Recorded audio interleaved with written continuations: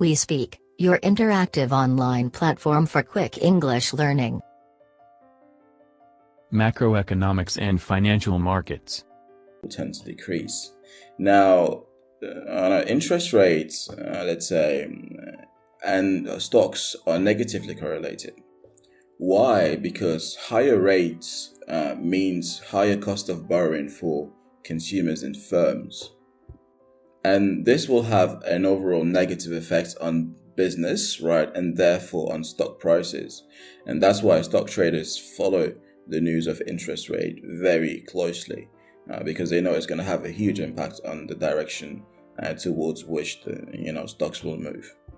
Now, again, if interest rate increases, it means the cost of storing commodities will increase as well. And hence, exchange rate is also negatively correlated to commodities. Now, another indicator that is closely related to interest rate is inflation. Inflation basically is the increase in the price of goods and services in an economy. So when inflation increases, more money is needed to purchase the same goods and services, resulting in a decrease in growth. Right now, there are two indicators that will, help measure inflation. One is Customer Price Index, is CPI, which measures inflation by measuring the change in the price of a market basket of goods. Another indicator is the PPI, Producer Price Index, which measures the inflation through the change in the production prices of goods and services. Now, inflation affects the economy, right? It affects it directly, as high inflation rates prompt central banks to increase interest rates.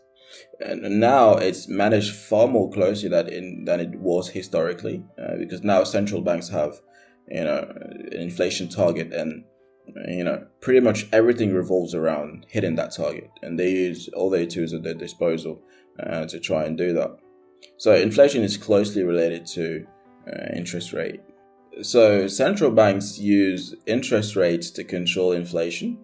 So an increase in inflation will have the same effect on the market, as interest rate, with the exception of commodities. So it doesn't affect commodities the same way that interest rate does. Now, when inflation increases, central banks tend to increase the interest rate as well, and that impacts the competitiveness of an economy.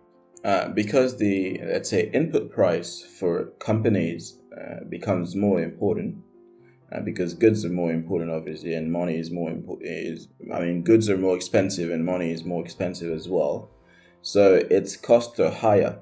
Then it becomes less competitive on an international level, and therefore it has a negative, an adverse impact on exports. So therefore, firms and corporations tend to, slow down a bit in business, and that has a negative impact on their stocks. So inflation, if it increases and interest rate increases as well, it has a negative impact on, the value of shares, and hence inflation and stocks are negatively correlated.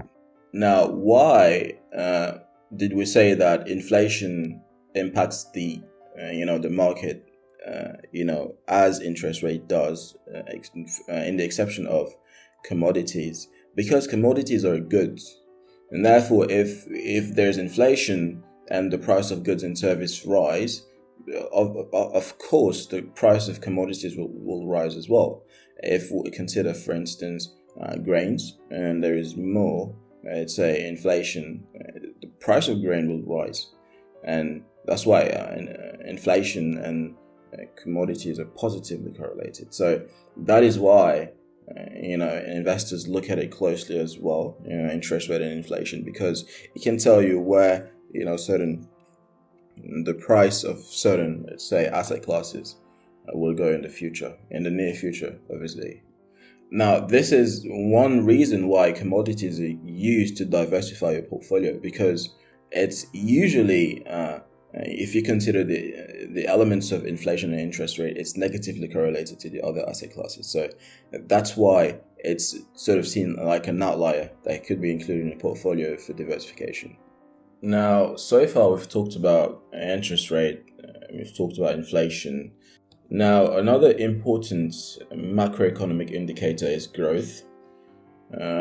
Growth measures the health of an economy through, the increase in goods and services produced. There are a couple of indicators that can be used to sort of measure growth. So one is, the most famous maybe is GDP, so gross domestic product, and it measures the value of all goods and services produced within a country.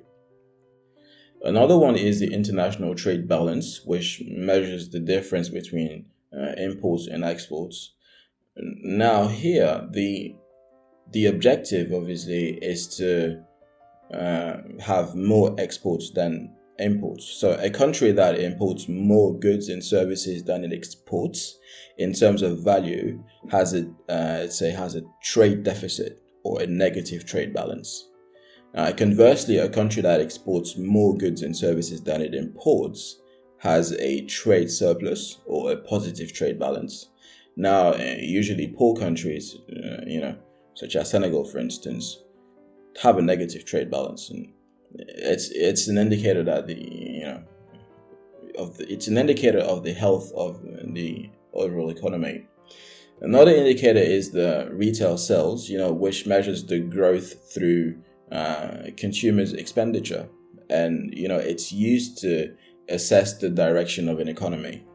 Now, usually the growth or economic growth is the most watched economic indicator because it enables to increase living standards, right, of the population, improve tax revenues as well for governments, and it helps create jobs.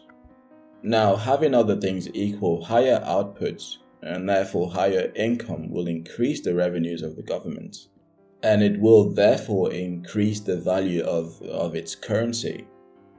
So if we want to compare it to stocks, an increase in growth, obviously, as we said, it increases living standards and therefore buying power of consumers. So if we have more growth, obviously we have more demand and therefore more business for corporations, and that has a positive impact on the stocks. So growth and stocks are positively correlated.